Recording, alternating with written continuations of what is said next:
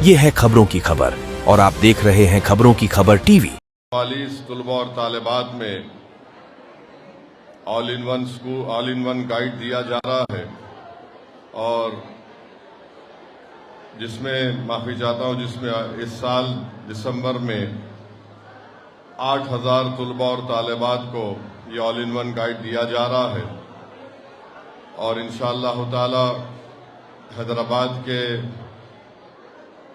1540 तलबा और तालिबात को जिसमें करीब 90 उर्दू मीडियम के स्कूल हैं और माबाकी 6450 तेलंगाना के दीगर ज़िला में ये तमाम ऑल इन वन गाइड को वहाँ कर स्कूल में तकसीम किया जाएगा। आप तमाम लोग जानते हैं कि मजलिस इत्तेहादुल मुस्लिमीन अपने हर पार्टी के प्रोग्राम में तालीम पर ज़्यादा तवज्जो देती है और ताकि हम तालीम के ज़रिए भारत की सियासत में, भारत की समाजी ज़िंदगी में और माशी ज़िंदगी में हम अपना एक मुकाम को हासिल कर सकेंगे। कोई ऐसी सियासी पार्टी नहीं है जिसने तालीम के मैदान में इतनी खिदमत अभी अंजाम दे रही है, वो सिर्फ मजलिस इत्तेहादुल मुस्लिमीन कर रही है। मैं आपको यहाँ पर एक बात बताना ज़रूरी समझता हूँ कि आज 6 दिसंबर है और आप और हम जानते हैं कि 6 दिसंबर 1992 को क्या हुआ था। सुप्रीम कोर्ट को वादा करके कि वहाँ पर बाबरी मस्जिद को हाथ नहीं लगाया जाएगा, तमाम संघ परिवार के लोग जमा हुए। लाल कृष्ण आडवाणी, मुरली मनोहर जोशी, उमा भारती, जितने लोग थे उन तमाम लोग सुप्रीम कोर्ट को वादा किए थे कि मस्जिद को हाथ नहीं लगाया जाएगा और उसके बाद हम देखते हैं कि बाबरी मस्जिद को वहां पर शहीद कर दिया गया।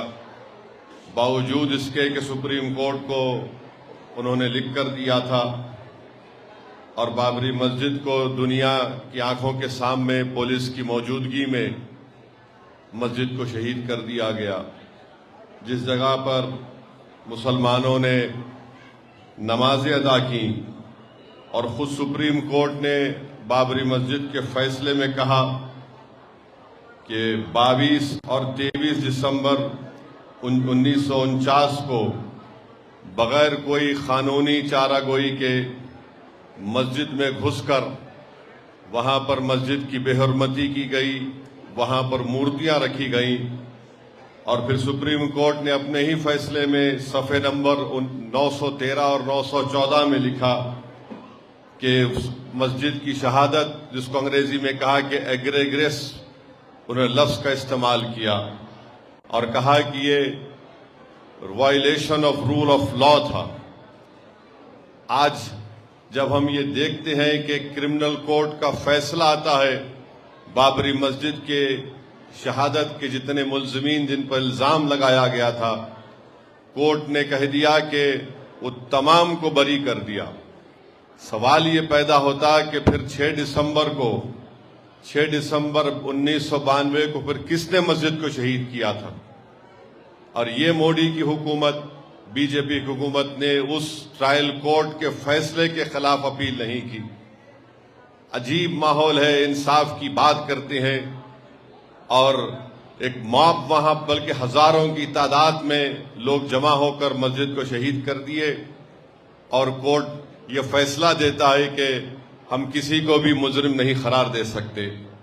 मेरे अजीज दोस्तों और बुजुर्गों, फिर हम देखते हैं कि हालिया दिनों में वजीर आजम मुल्क के कहा कि 500 साल के जख्म अब हमारे भरे जा रहे हैं। सवाल ये पैदा होता कि सुप्रीम कोर्ट ने अपने फैसले में कहा कि ना कोई मंदिर को तोड़कर वहां पर मस्जिद बनाई गई, तो फिर किस बुनियाद पर वजीर आजम इस तरह की बात करते हैं? आखिर वो कौन से जख्म की बात कर रहे हैं? जख्म तो वो है कि 6 दिसंबर 92 को मस्जिद को शहीद नहीं किया गया, बल्कि भारत के संविधान को कमजोर किया गया, आइन को, रूल ऑफ लॉ को कमजोर किया गया। اس کو زخم دیا گیا، اور آج وزیر اعظم اس طرح کی بات کرتے ہیں۔ میرے عزیز دوستوں اور بزرگوں، تکلیف اس بات سے بھی ہوتی ہے کہ سپریم کورٹ کے ایک جج جو اس بینچ پر بیٹھ کر ججمنٹ لکھے، ریٹائرمنٹ کے بعد انٹرویو میں کہتے ہیں کہ جو مندر کو توڑ کر مسجد بنائی گئی وہ خود غلط تھا۔ ارے آپ جب جج تھے، آپ نے فیصلہ لکھا، جب آپ کو خیال نہیں آیا؟ آپ نے اپنے فیصلے میں لکھا کہ مندر کو توڑ کر مسجد نہیں بنائی گئی تھی، اور مسجد اور مندر کے درمیان میں جو کتنا ایک زیادہ لمبا عرصہ تھا، مگر ریٹائرمنٹ کے بعد جج صاحب جج نہیں رہے تو ان کی زبان آزاد ہو گئی۔ مگر جب آپ کے ہاتھ میں قلم تھا تو آپ نے کیا لکھا؟ آپ نے لکھا کہ مندر کو توڑ کر مسجد نہیں بنائی گئی تھی۔ میرے عزیز دوستوں اور بزرگوں، آج آپ دیکھتے ہیں کہ اس طرح کے ججمنٹ جب آئے تھے، جب یہ ججمنٹ آیا، میں نے اسی وقت کہا تھا کہ یہ آستھا کی بنیاد پر فیصلہ دیا گیا۔ میں آج بھی یہ سوال اٹھا رہا ہوں، اگر 6 دسمبر 1992 کو اگر مسجد شہید نہیں ہوتی تو سپریم کورٹ کے ججز کیا فیصلہ دیتے؟ کیا فیصلہ دیتے آپ نے آستھا کی بنیاد پر فیصلہ دیا، اور پھر جو مسجد 400 سال سے ٹھہری ہوئی تھی اس کو آپ نے اپنے کورٹ کے ججمنٹ میں کہا ہے it is an violation of rule of law, اور جج صاحب بعد میں انٹرویو میں یہ بات کہتے ہیں۔ بہرحال ان کا چہرہ سامنے آ گیا دنیا کے سامنے، مگر اس بات کو ہم کو سمجھنا اور یاد رکھنا ہے کہ 6 دسمبر ایک یوم سیاہ ہے۔ 6 دسمبر ہمارے ملک کے لیے ایک سیاہ دن ہے، جس طرح گاندھی کو جس دن مارا گیا تھا وہ یوم سیاہ ہے۔ جس دن 6 دسمبر 92 کو مسجد کو شہید کیا گیا وہ ایک کالا دن تھا۔ جس دن اندرا گاندھی کے قتل کے بعد دلی کے سڑکوں پر سکھوں کا خون کی ہولی کھیلی گئی تو ملک کے لیے کالا دن تھا۔ جس وقت 2002 میں گجرات اور احمد آباد میں فسادات ہوئے وہ ایک یوم سیاہ تھا۔ تو یہ ایسی چیزیں ہیں جس کو ہم کبھی نہیں بھول سکتے، نہ بھولنا چاہیے۔ یاد رکھیے، اگر قانون کی بالادستی رہے گی، رول آف لا رہے گا، تو جمہوریت مضبوط ہوگی، انصاف مضبوط ہوگا۔ اور اگر انصاف کرنے والے ریٹائرمنٹ کے بعد اس طرح کی بات لکھتے ہیں، انٹرویو میں بولتے ہیں، تو خود وہ اپنا تماشا کر رہے ہیں اور اپنے چہرے کو بے نقاب کر رہے ہیں۔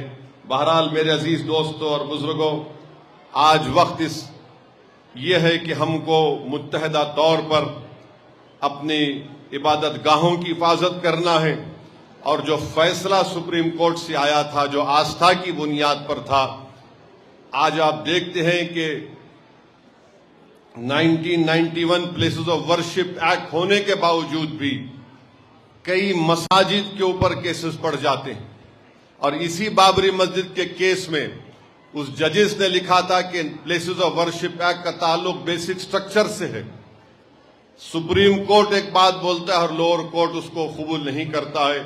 بہرحال ہم کو جتنی اللہ نے ہم تمام کو صلاحیت دی ہے، ہم آئین کو مضبوط رکھیں، قانون کی بالادستی کو برقرار رکھیں یا رول آف لا کو برقرار رکھیں، اور ایسی طاقتوں کو پہچانیں جو ملک کے آئین کو، انصاف کو کمزور کرنا چاہتے ہیں۔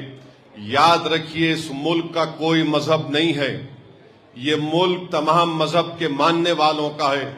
اگر کوئی یہ کہے گا کہ یہ ملک ایک مذہب کا ہے تو پھر یاد رکھیے ہم ان عظیم آزادی کے مجاہدین کی قربانی کو رائگاں جانے دیں گے، کیونکہ اس وقت ہندو مسلمانوں نے مل کر، سکھوں نے، عیسائیوں نے مل کر انگریزوں سے اس ملک کو آزاد کروایا تھا، اور ہمارے بزرگوں نے یہ خواب دیکھا تھا، اور اسی لیے اس طرح کا آئین بنایا، کانسٹیٹیوشن بنایا 1950 میں، جو ہم نے آئین اپنے آپ کو دیا۔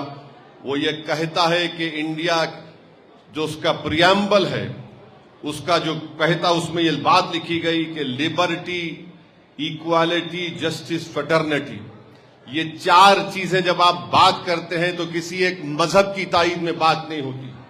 تو بہرحال یہ چیزیں ہیں جس پر آپ کو ہم کو غور کرنا ہے. میں مبارکباد دیتا ہوں ان تمام طلباء اور طالبات کو جو حیدرآباد کے 1540 طلباء اور طالبات جن کو آج آل ان ون گائیڈ مل رہا ہے.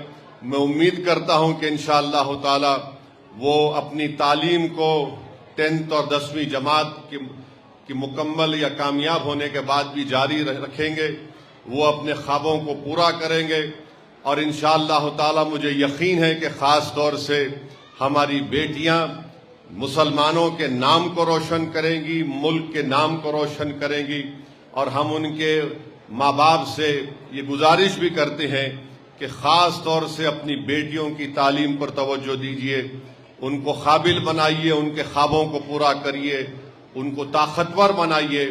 اور یہ بھارت ہمارا یہ وطن عزیز اس وقت طاقتور ہو سکتا ہے جب ملک کی 50% آبادی جو ہماری خواتین ہے وہ تعلیم یافتہ ہو. اور یہ بات بالکل سچ ہے کہ مسلم خواتین میں تعلیم کا فقدان ہے. ہماری بچیوں میں لٹریسی زیادہ ہے, لٹریسی ریٹ بہت کم ہے. اس لیے بچیوں کو پڑھانا, ان کو کامیاب کرنا, ان کو طاقتور اگر ہم بنانا چاہتے ہیں تو ہم اپنی بیٹیوں کو تعلیم کے زیور سے آراستہ کریں تاکہ وہ ناانصافی کو ختم کر سکیں. اور ہر گھر میں ہماری بیٹی اگر تعلیم یافتہ ہوگی تو وہ گھر علم کے نور سے منور ہوگا. بہت بہت شکریہ. وآخر الدعوانا الحمدللہ رب العالمین.